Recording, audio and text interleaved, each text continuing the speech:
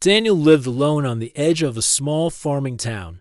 His land stretched wide, filled with fields of tall wheat that swayed gently whenever the wind passed through. Most nights were quiet, the only sounds being the crickets and the rustle of leaves. But this night was different. The air felt heavy, as if a storm was coming, yet the sky was clear. He had just finished repairing a fence and was heading toward his small farmhouse, when a bright flash tore through the night sky. It looked like a meteor, but it moved in strange, sharp turns, as if it were alive. Daniel stopped in the middle of his path, staring upward. The object glowed with a bright white light surrounded by streaks of blue. Then, with a loud roaring sound, it shot downward and disappeared behind the dark line of trees near the forest. The ground trembled beneath his feet, followed by a deep crash. Birds burst from the trees, their wings flapping in panic. Daniel's heart raced. Whatever it was, it had landed close to his property. His first thought was to call the sheriff, but curiosity pushed him forward. He grabbed the flashlight from his porch and began walking toward the forest. The closer he got, the stronger the smell of smoke became. A faint blue glow lit the spaces between the trees ahead. Daniel moved carefully, his boots crunching over dry leaves. Soon, he reached a clearing where the earth had been torn apart. In the center lay something unlike anything he had seen before. It was a craft, shaped like a sharp arrowhead, its smooth silver surface shining under the moonlight. Strange glowing lines pulsed across its sides, almost like veins carrying light instead of blood. Steam rose from the cracks in the metal, and sparks jumped here and there. Daniel took a step closer, his eyes wide. The craft was smaller than a plane but larger than a car. He could hear a low humming sound, steady and deep. Just as he wondered if it was empty, part of the metal slid open with a soft hiss. A figure stepped out. At first, Daniel thought it was a human wearing armor. But as the figure moved forward, the light revealed her face. Her skin was pale with a faint silver hue, and her eyes shone with a cold metallic gleam. She was tall, at least a head taller than Daniel, and her armor was covered with marks and symbols he could not read. In her hands, she carried a weapon shaped like a long spear, with glowing edges. The alien's eyes locked on Daniel. She tilted her head slightly, as if studying him. When she spoke, her voice was deep and firm, but the words were strange. It sounded like a language he had never heard before. Daniel raised his hand slowly, trying to show he meant no harm. "I don't understand you," he said, his voice calm but his heart pounding. The alien's eyes narrowed. She touched a small device on the side of her armor. A moment later, her voice changed. Still accented, but now in broken English. "Daniel, human male. Target confirmed." His stomach dropped. "Target? Wait, what?" She stepped forward, pointing her weapon at him. "You are dangerous to my people. You must be removed." Daniel's mind spun. He had no idea who she was or why she thought he was dangerous. He backed away slowly, keeping his eyes on her. "You've got the wrong person. I'm just a farmer." The alien did not listen. With swift movements, she charged toward him. Instinct took over. Daniel dodged to the side, the glowing spear slicing through the air where he had been standing. The weapon left a faint trail of blue light behind it. She swung again, and Daniel ducked. His foot caught on a root, and he stumbled backward.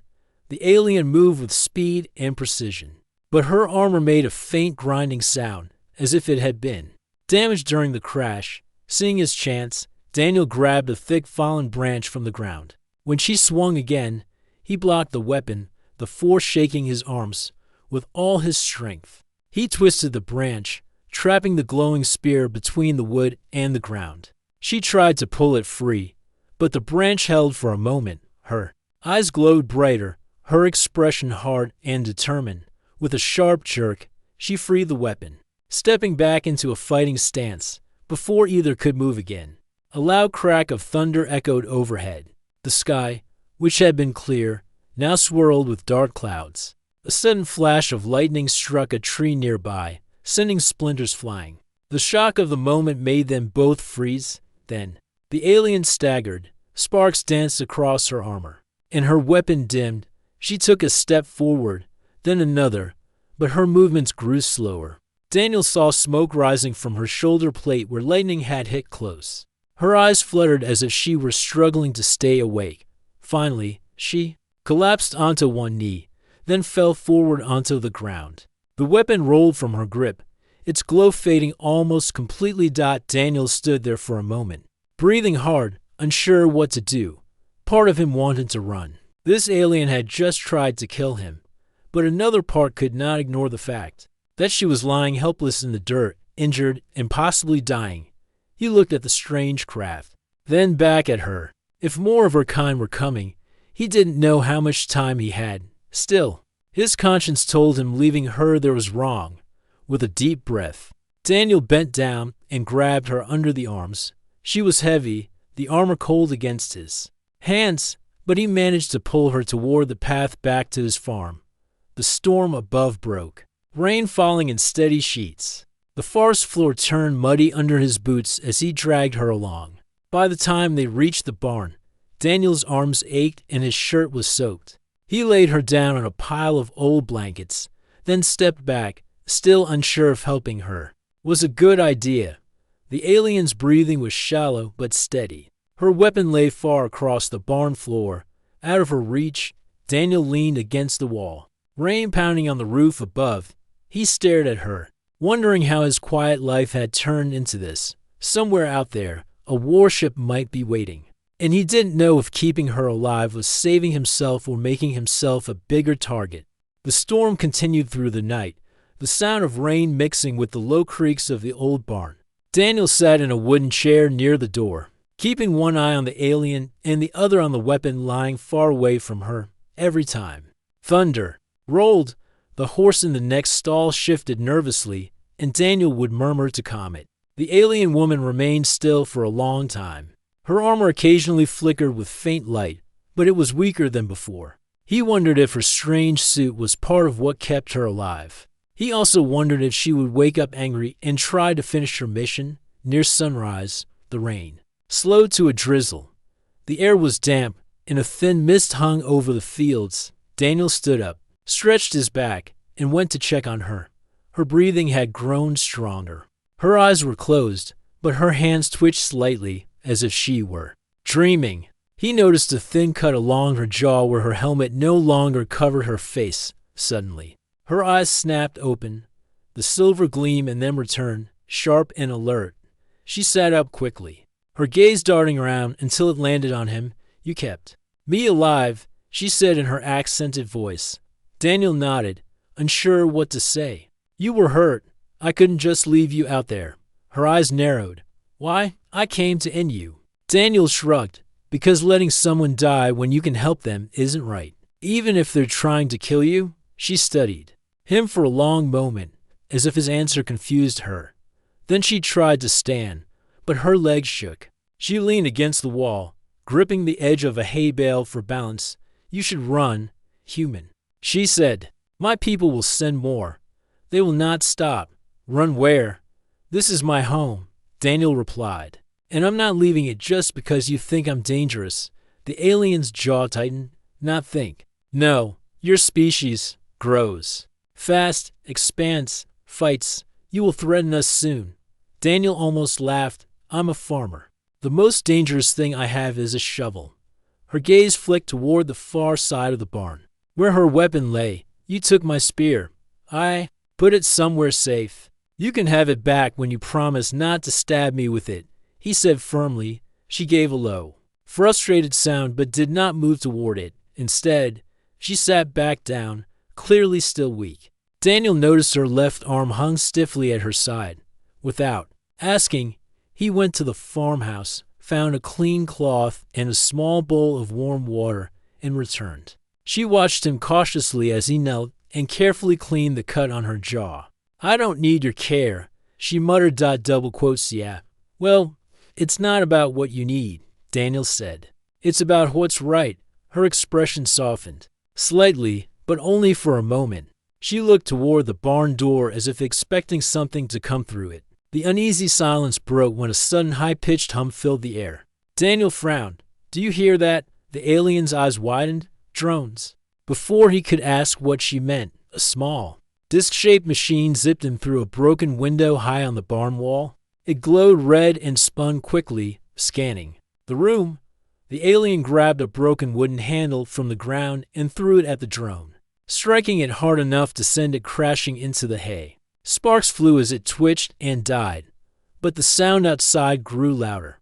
Daniel ran to the door and saw 3 more drones flying low over the field toward the barn. Their glowing red lights flashing like warning beacons. "They are here for me," the alien said, pushing herself to her feet. "And for you now." Daniel grabbed a pitchfork and stood beside her. "Then we stopped them." The first drone shot into the barn, firing a beam of red light that burned a hole through one of the wooden posts. Daniel swung the pitchfork with all his strength, smashing it to the ground. The second drone circled toward the alien. She moved fast despite her injuries, grabbing her weapon from the floor with a single motion. The glowing spear came to life, humming with energy. She struck the drone in midair, cutting it in half. The last drone hovered at the doorway, scanning them. Then it shot upward, disappearing into the sky. "They will tell the warship," she said, breathing heavily. "They will send more." Daniel's chest heaved.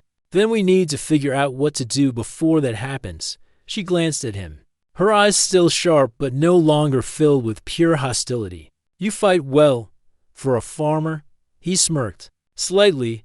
"You're not bad yourself, for someone who just crashed into my backyard." She gave the smallest hint of a smile before her expression turned serious again. "I'm Aaron," she said. Daniel raised an eyebrow. "So now we're on a first-name basis?" "Names are given to allies or respected enemies," she said. "You are no longer just a target." Daniel decided not to press for more details yet. Instead, he began gathering the broken pieces of drones, curious about their technology. The metal was lighter than aluminum, and the wires inside pulsed faintly with light. Aaron watched him but said nothing, leaning against the wall and catching her breath. The faint glow of her armor grew steadier, as if repairing itself, when the sun began to rise higher. Daniel stepped outside. The wet ground glistened, and the air was fresh after the rain. But high above, far beyond the clouds, he thought he saw a small dark shape moving to steady and to fast to be a bird. He walked back in. "Your people are up there, aren't they?" "Yes," Aaron said simply, "and they know you are still alive." Daniel sighed. "Then I guess I'm not getting a normal day anytime soon. You have a choice," she said. "Hide, run, or fight." Daniel looked at her, then at the ruined drones on the ground. "You said they'll keep coming, so running won't solve anything. And hiding, well, I'm not good at hiding." Her silver eyes studied him for a moment longer. "Then you must prepare." Daniel nodded slowly. "Then let's prepare." For the first time since the crash, there was no anger between them, only the understanding that from now on, their fates were tied together, whether they liked it or not. The morning air was still cool when Daniel walked out to check the fields. The wheat swayed gently, and for a moment it looked like the world was normal again. But behind him, in the barn, an alien warrior sat quietly, repairing her armor with tools from a different world.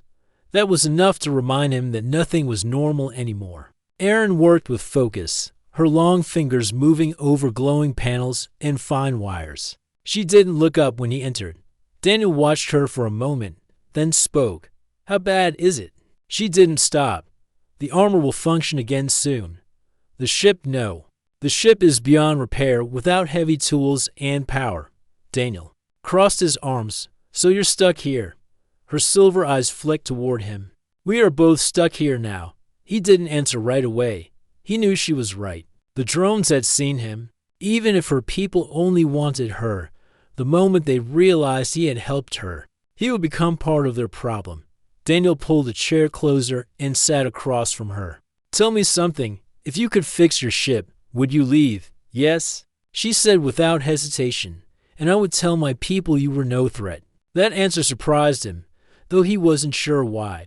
"Then why are they so sure I am?" Erin paused. Her expression changed slightly, as if she was deciding how much to say. "Your species has not yet reached far into the stars. But you will. My people study new worlds. They measure risk. Earth is a risk. You grow fast. You fight among yourselves, yet you also unite when attacked. That makes you unpredictable. Daniel thought about it. So they want to get rid of the risk before it starts? Yes. You were marked because you were identified as a symbol. A symbol? Me. Daniel almost laughed. I'm a farmer, not a leader. Symbols are not always leaders. Aaron replied, sometimes they are survivors, people who inspire others. Your record shows you live through events most would not. You adapt. That makes you dangerous to my people's plans. Daniel leaned back in his chair, trying to process the idea that somewhere, far away, an alien empire had decided his life was worth ending. He also realized that if Aaron had wanted, she could have finished her mission before her armor failed. Instead, she was sitting here in his barn. Why didn't you do it? He asked quietly. Aaron looked at him, her expression unreadable. Because you saved me. Honor does not allow me to strike down someone who has spared my life. For a moment, neither spoke. The barn was filled only with the sound of rain dripping from the roof. Then Daniel stood and walked to the small shelf at the back. Pulling out a can of beans and a loaf of bread, he set them on the table. You'll need your strength if more drones come. She studied the food, then nodded. This is simple, but good. While she ate, Daniel decided to check her ship. He followed the trail through the damp grass to the crash site. The forest clearing was still filled with smoke, and the ground was blackened where the craft had torn through it. The air smelled faintly of burnt metal dot inside. The ship was small but filled with strange technology. One wall held a panel covered in glowing symbols. Daniel reached out but stopped just short of touching it. He didn't know if it would explode or shock him. Then something on the panel shifted, and an image appeared in the air. It was a projection of a massive warship, its shape sharp and menacing. A deep voice spoke in Aaron's language, but the meaning was clear even without words. The warship was giving orders. Daniel stepped back, uneasy. He realized they weren't just searching for Aaron. They were monitoring her, and now, likely, they were monitoring him to Dot when he returned to the barn. Aaron was already standing near the doorway, her weapon in hand. You went to the ship, she said flatly. I did, Daniel admitted, and I saw a projection of that warship. They are close, she said. If they cannot reach me, they will send smaller teams. Drones were only the first step. Daniel rubbed his face. So we don't have much time. Her voice was calm, but her eyes were serious. You have a choice now. Give me to them, and they may leave you alone. Keep me here, and you become my ally. That will make you their enemy. Daniel stared at her. The idea of handing her over came and went quickly. He thought about how she had nearly killed him the night before. But he also remembered her standing beside him when the drones attacked. I'm not giving you to them, he said finally. That's not how I do things. She studied him for a moment longer, then gave a slow nod. Then we will prepare. They spent the rest of the day in uneasy cooperation. Aaron taught Daniel how to adjust the grip on her spear so it could be used in close combat. Daniel showed her how to set simple traps in the barnyard with wire and old farm tools. She moved with precision, and even injured, she was faster than he expected. By evening, the barn felt less like a place to store hay and more like a makeshift fortress. Still, Daniel knew it would only slow down whoever came next. Dot as the sun sank low, turning the fields gold. Aaron sat on a bale of hay and looked toward the horizon. I left my home long ago to serve the fleet, she said quietly.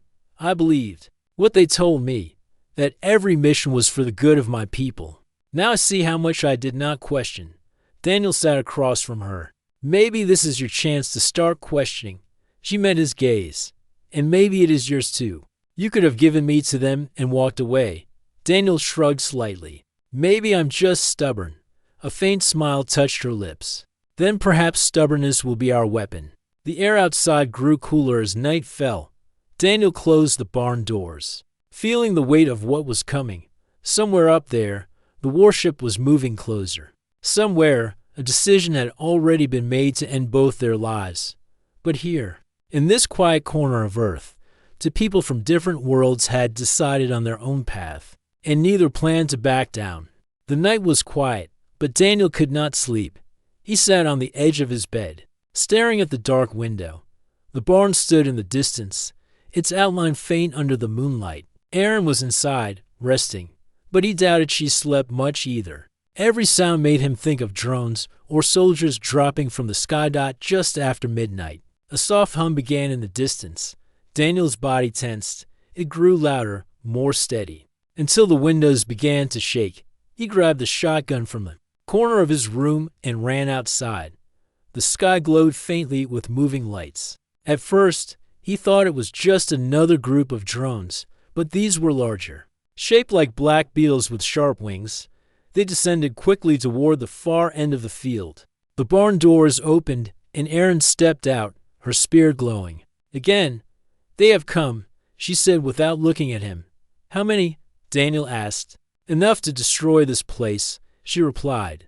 "But they did not send a full army. That means they want me alive." Daniel's grip tightened on the shotgun.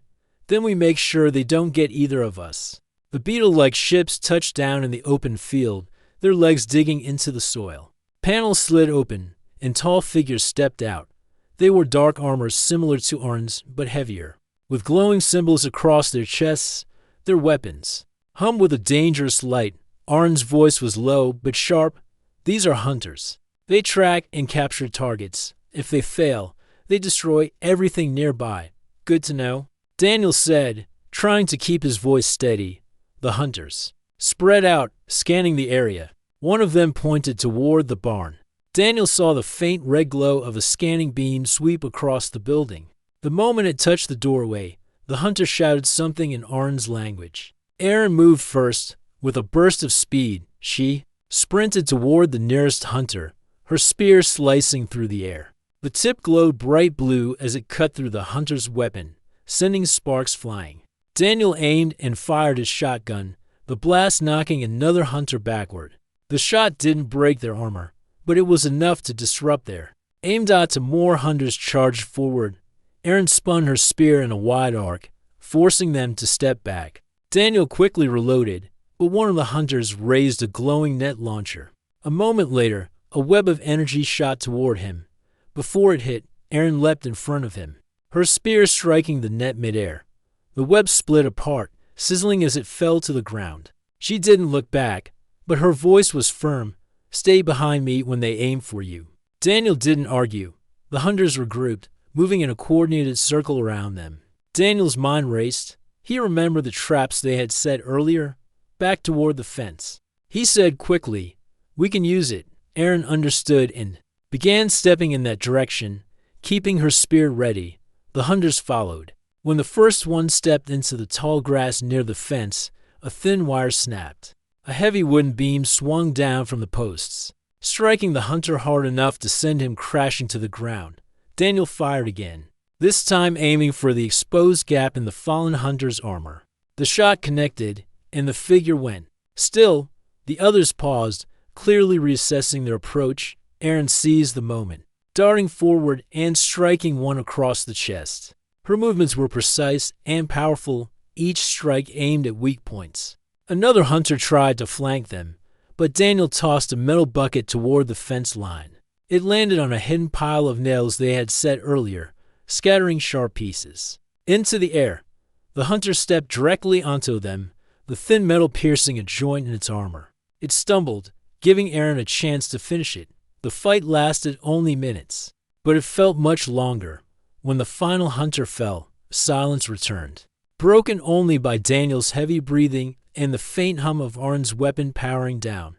"They will send more," Aaron said after a moment. Daniel looked at the field, now littered with damaged armor and strange weapons. "Then we better be ready." Aaron glanced toward the sky. This group was sent from the warship. If they lose too many, they will change their approach. They may attack the whole area to erase all traces. Daniel felt a chill. "The whole town?" She nodded. "Yes, your people will not know it was an attack from the stars. They will think it was something else. But you and I will know." Daniel's jaw tightened. "Then we can't just defend here. We have to make sure they can't call for more backup." Aaron looked at him thoughtfully. "You mean to strike them first?" He hesitated. "If that's what it takes to protect the people here, there Was a long pause. Then Aaron gave a small nod. You are thinking like a soldier now. I'm not a soldier, Daniel said. Not yet, Aaron replied. They spent the rest of the night dragging the damaged hunter bodies into the barn and covering them with tarps. Aaron stripped useful parts from their armor, setting them aside. Some she could use to repair her own suit. Others she explained could be turned into small explosives. Daniel watched her work, realizing how dangerous she truly was when fully prepared. But he also noticed something different in her now. She no longer looked at him like a target. She looked at him like a partner. When the first light of morning touched the horizon, Erin finally set down her tools. We will need to act soon, she said. The longer we wait, the closer the warship comes to making its decision. Daniel stood at the barn door, looking out over the quiet fields. Then let's not wait. The morning came quietly. The sun rose above the hills, painting the sky with shades of gold and soft pink. Daniel woke up first. Sitting near the small window of the cabin, the air was fresh, and the scent of pine trees drifted in. He watched the forest outside, but his thoughts were not on the view. His mind was busy making plans. Nora was still asleep on the small bed, her breathing calm. She looked peaceful, very different from the fierce warrior who had once tried to end his life. Over the past days, Daniel had learned more about her world and the rules that shaped her life. Now he knew one thing clearly: if they stayed here, the hunters from her planet would find them. When Nora finally woke, Daniel gave her some food. She ate in silence, but her eyes studied him as if she could sense he had something important to say. We can't stay here, Daniel said in a firm voice. Nora stopped eating and looked at him carefully. You think they will come? She asked. They will, he replied. If they came once, they will come again. We have to move before they track us. She nodded slowly. You have a plan? Daniel unfolded a rough map on the table. There is an old mining site north of here. It has tunnels deep underground. If we can reach it, we can hide long enough to figure out our next step. Nora leaned forward, tracing the map with her finger. These tunnels, will they be safe? Not perfect, Daniel admitted, but better than here. They're not used anymore. And I doubt your hunters know about them. Nora thought for a moment, then gave a short nod. We leave before sunset, less chance of being seen. The rest of the day was spent preparing. Daniel gathered food, water, and tools. Nora checked her weapon, making sure it was ready. She also made a few adjustments using parts from Daniel's old workshop while packing. Daniel noticed how quiet she had become. What's on your mind? He asked. Nora glanced at him. On my world, to run is a sign of weakness. But here, I learned that to live, sometimes you must move, not fight. Daniel smiled slightly. Here, survival is the goal. Pride comes second. By late afternoon, the cabin looked empty. Only a few useless things remained. Daniel took one last look around before locking the door. He had built this place years ago, but now it was just another spot on the map. They left when the sky began to turn orange, moving quickly. They followed a narrow trail through the trees. Daniel led the way, but Nora stayed close behind, her sharp eyes scanning for danger. As night fell, the forest grew colder. The sound of their footsteps mixed with the distant calls of night creatures. Daniel kept glancing over his shoulder, half expecting to see shapes in the darkness. Around midnight, they stopped near a small stream to rest. Daniel drank from his bottle, while Nora crouched low, listening to the forest. We're being followed, she whispered. Daniel's heart tightened. How many? 2, maybe 3, she said, her voice calm but tense. They are skilled. They move like hunters. Daniel looked into the shadows between the trees. Nothing moved, but he trusted her instincts. We need to keep moving, he said quickly. They walked faster now, avoiding open ground. Several times Daniel thought he heard branches snap in the distance, but each time the sound faded. Just before dawn, they reached a rocky slope. The old mining site was close, hidden behind the hills. Daniel pointed ahead. We're almost there. But Nora raised her hand. Wait, in the pale light of morning, shapes appeared on the ridge above them. 3 tall figures stood still, their armor dark and sleek. Even from this distance, Daniel could feel their presence. They were watching. Nara stepped in front of him, her weapon ready. Her voice was low but steady. They found us. Daniel's mind raced. They were so close to safety, but now the enemy blocked the path. Nara looked at him, her expression unreadable. We fight here, or we find another way. Decide fast. The air felt heavy. The forest was silent, as if waiting to see what choice they would make. Daniel gripped his pack tightly. This was the moment that would decide everything, whether they reached the tunnels or were captured. And as the hunters began to move down the slope, Daniel knew there was no easy way out. The morning air was cool and quiet. Daniel woke up early, not because of the sun, but because of the silence in the house. Lyra was still asleep on the couch, her head resting on the armrest, her breathing slow and calm. He stood there for a moment, watching her. The same alien warrior who once came to kill him now slept peacefully in his home. The thought still felt strange to him, but it also filled him with a sense of safety. Daniel made some tea and sat at the table. He looked at the small communicator device Lyra had been repairing for days. It was meant to contact her people, but she had stopped working on it lately. He wondered if she was avoiding it on purpose. When she woke up, she quietly joined him. At the table, "Why are you up so early?" she asked. "Couldn't sleep," Daniel replied. "Too much on my mind." Lyra studied his face for a moment, then took the cup he offered her. "You think about what will happen if my people find me," she said softly. Daniel nodded. "Yes. I also think about what will happen if they find both of us." There was a pause. The sound of the wind outside filled the silence. Lyra sat down the cup and leaned forward. "Daniel, my people will come. They will not understand why I did not finish my mission.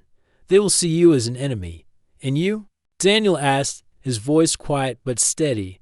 "I will protect you," Lyra said, without hesitation.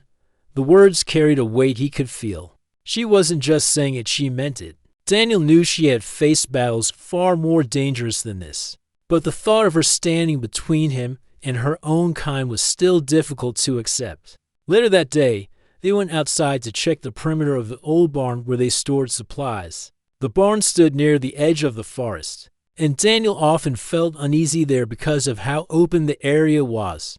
As they approached, Lyra stopped suddenly. She raised her hand, signaling him to stay still. Daniel followed her gaze and saw faint marks in the soil boot prints. They were fresh. They were here, Lyra said quietly. And not long ago. Daniel's heart raced. "Humans," Lyra shook her head. "Not humans, my people." They moved quickly, searching for any other signs. The tracks led to the side of the barn, then vanished as if the visitors had used some kind of cloaking device. Lyra examined the air, her strange visor scanning for heat traces. She found one faint, but enough to confirm her fear. "They were watching us," she said, "maybe testing the area before making contact." Daniel tried to keep his voice calm. "Then we have to prepare." They returned to the house and spent the next few hours checking weapons, securing doors, and making escape routes. Lyra showed him how to use a small alien device that could create a shield for a few seconds, just enough to block energy blasts. As the sun began to set, Daniel sat on the porch while Lyra stood near the tree line, scanning the horizon. She didn't say much, but her body was tense. He knew she was ready for a fight. That night, Daniel couldn't sleep. He went to the living room and found Lyra awake, sitting on the couch with her weapon beside her. "They are close," she said. Before he even asked, "I can feel it." Daniel sat across from her. "Do you think they'll try to talk first?" Lyra shook her head. "No, they will strike fast. That is our way when dealing with targets." He leaned back, exhaling slowly. "So, what's our plan?" Lyra looked him in the eye. "We fight together." Something in her voice made Daniel feel stronger, more ready. He wasn't a soldier, but with her beside him, he felt like maybe they had a chance. The wind outside carried a strange hum. Lyra stood, weapon ready. Daniel grabbed the small shield device she had given him. Whatever was coming, it was no longer just her fight, it was theirs. In the darkness beyond the trees, something moved. The hunt had begun again. The forest was quiet, but it was not the peaceful kind of quiet. Daniel could feel the tension in the air, as if the trees themselves were waiting for something to happen. Lyra stood in the yard, her weapon glowing faintly. Her eyes scanned the darkness, her body still and ready. Daniel stayed close, holding the small shield device she had given him. His heart was racing, but he forced himself to focus. He remembered her words, fight together. A sudden flash of light appeared between the trees. It was not lightning, but the shimmer of an alien cloaking field breaking. 3 tall figures stepped into view. They wore dark armor, their helmets hiding their faces. The sight made Daniel's breath catch. These were Lyra's people. One of them raised a hand and spoke in a language Daniel could not understand. Lyra answered in the same tongue, her voice strong but controlled. He could not tell if she was trying to reason with them or warn them. The leader of the group stepped forward. His armor was heavier, his weapon larger. Lyra's body tensed, and Daniel knew the talk was over. The first shot came like a beam of white fire. Lyra moved fast, pushing Daniel aside. The beam hit the shield device in his hand, making it flare with blue light before fading. "Stay behind me," Lyra ordered. She returned fire, her weapon releasing sharp bursts of energy. The forest lit up in flashes of white and blue. Daniel ducked behind an old water barrel, trying to stay out of the line of fire. He felt useless, but he knew that if he ran, she would be fighting alone. The enemies spread out, moving to flank them. Lyra noticed and shifted her position. She fought with precision, every movement calculated. Daniel saw one of the attackers go down, their armor sparking, but they were still to left, and they were closing in. One of them charged forward. Lyra turned to block him, but the leader used the distraction to fire at Daniel. The blast hit the ground near his feet, throwing him to the dirt. His ears rang, his vision blurred. Before the leader could fire again, Lyra was there. She slammed into him, knocking his weapon aside. The two of them fought hand to hand, their movements fast and brutal.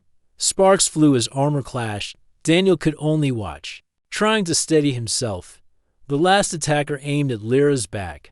Without thinking, Daniel grabbed a piece of metal from the ground and threw it with all his strength. It struck the attacker's helmet, making them stumble. Lyra used the moment to disarm the leader and knock him to the ground. The fight slowed. The leader lay on the dirt, breathing hard but defeated. Lyra stood over him, her weapon aimed at his chest. He spoke again in their language. Daniel could not understand the words, but he could see the meaning in Lyra's eyes. It was a warning, a promise that more would come. She lowered her weapon slightly. "Go," she said in their tongue. "Tell them I have made my choice." The leader hesitated, then signaled to the other survivor. They vanished into the forest, their cloaking devices flickering back on. The yard was quiet again. The only sound was Daniel's breathing and the faint hum of Lyra's weapon. Daniel stood slowly. "You let them go. They will tell the others." Lyra said, "They will know I'm no longer their soldier." Daniel stepped closer. "That means they'll send more, doesn't it?" "Yes," Lyra replied. "But now I'm ready. And you are not alone in this fight." They went back inside. The house felt different now, not just a shelter, but a place they would defend together. Daniel sat at the table while Lyra checked her weapon. She seemed calmer now, but there was still a storm in her eyes. "Why did you choose to protect me?" Daniel asked quietly. Lyra looked at him for a long moment. "Because I saw something in you my people have forgotten. You protect without seeking to control. You fight without wanting to destroy. That is why I am still here." Daniel felt a strange mix of relief and fear. The danger was not over. It might never be over. But as long as Lyra stayed, he believed they had a chance. That night, for the first time since she had arrived, Lyra did not sleep on the couch. She sat by the window, watching the forest, her weapon resting across her knees. Daniel knew she would keep watch until morning. Outside, the wind carried the distant hum of engines far above the clouds. Her people were still out there. But now, she had chosen her side, and Daniel knew that whatever came next, they would face it together.